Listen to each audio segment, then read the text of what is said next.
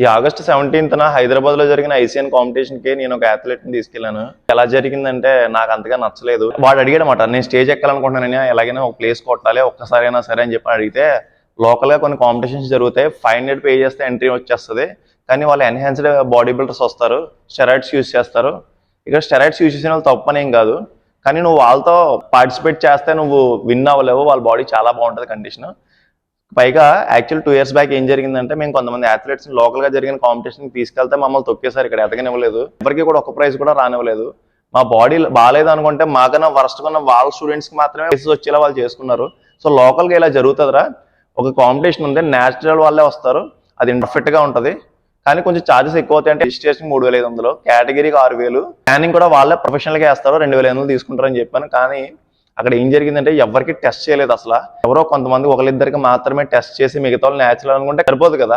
ఇప్పుడు మేము స్టేజ్ ఏమని ఎక్కాం, హ్యామర్ కొట్టాలి, గోల్డ్ కొట్టాలని కాదు కదా, ఏదో ఒక ప్లేస్ వస్తే చాలని కొట్టాం అని ఎక్కాం కదా. మిగతా ప్లేసెస్ లో మాకు వస్తే చాలనుకున్నాం, వాళ్ళ పరిస్థితి ఏంటి, మేము ఎవరి చేతిలో ఓడిపోయాం. ఇప్పుడు నాకు అర్థం కావట్లేదు. 12,000 ఛార్జ్ చేసినప్పుడు దానికి ఒక బ్యాగ్ ఇచ్చారు, షేక్ బోర్డ్ ఇచ్చారు, ట్రంక్ ఇచ్చారు, కానీ వెనకాల స్టేజ్ బ్యాక్ సైడ్ ఏమో పంప్ చేసుకుని వెయిట్ చేస్తుంటే వాడికి డిహైడ్రేషన్ అయిపోయినా సరే వెయిట్ చేస్తూనే అలా ఉన్నాడు.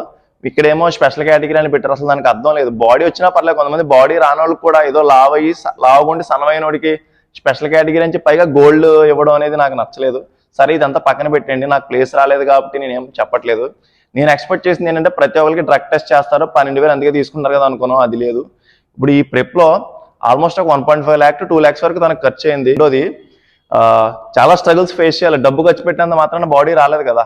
న్యాచురల్ గానే బాడీ బిల్డ్ చేయాలి, వాకింగ్ చేయాలి, టైం టు టైం స్లీప్ ఉండాలి. ఇంత హార్డ్ వర్క్ చేసి పోజింగ్ ప్రాక్టీస్ చేసినందుకు స్టేజ్ ఎక్కిన తర్వాత పోజింగ్ చేస్తుంటే జడ్జెస్ పిజ్జాలు బర్గర్లు తింటూ పోజింగ్ చూస్తూ జడ్జ్ చేయడం అనేది కరెక్ట్గా అనిపించలేదు నాకు. ఆ జడ్జెస్ తప్పట్లేదు.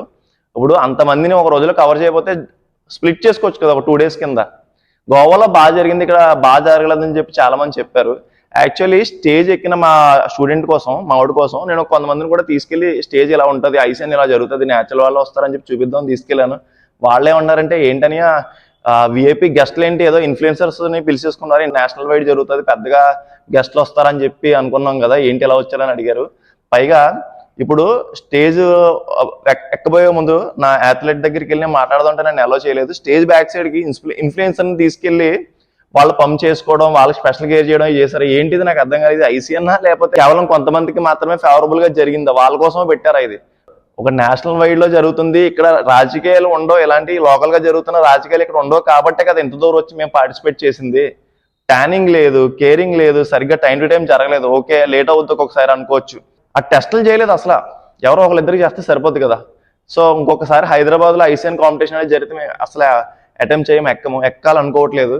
మేము ఎవరిని ఉద్దేశించి తప్పుగా అంటుంది కాదు, లేదా మాకు ప్లేస్ రాలేదన్న బాధతో మాట్లాడుతుంది కాదు. మేము ఓడిపోయామంటే నేచురల్ వాడి చేతిలోనే మనం కూడా ఓడిపోయాం, మన బాడీ బాగాలేదని చెప్పి మేము అనుకోవాలి కదా, ఇంకా బాగా ఎవరైనా మేము దాన్ని మోటివేషన్ గా తీసుకోవాలి కదా నెక్స్ట్ టైం కి. అలా కాకుండా అక్కడ ఎవరు వచ్చారో ఏంటో ఏం తెలియట్లేదు అసలు. ఆధార్ కార్డ్ వెరిఫికేషన్ ఏదో చేస్తారో ఏజ్ కోసం, కరెక్ట్ గా చెప్పారా లేదా అనేది చెక్ చేస్తారు, వెరిఫికేషన్ చేస్తారని ఏదో చెప్పారు, అలాంటిది ఏమీ చేయలేదు అసలు. ఎవరో ఏజ్ ఏంటి అసలు వెరిఫికేషన్ అనేది ఏది చేయలేదు. నెక్స్ట్ టైం గోవాలో ఇలాంటి ఏం రిపీట్ అవ్వకుండా ఉంటాయేమో అనుకుంటున్నాం. ఖచ్చితంగా అయితే మేము గోవాకి అయితే అటెంప్ట్ చేయమని అనట్లేదు, కానీ జరిగింది అయితే నాకు నచ్చలేదు. ఎక్స్పెక్ట్ చేసినంతగా బాగా జరగలేదు.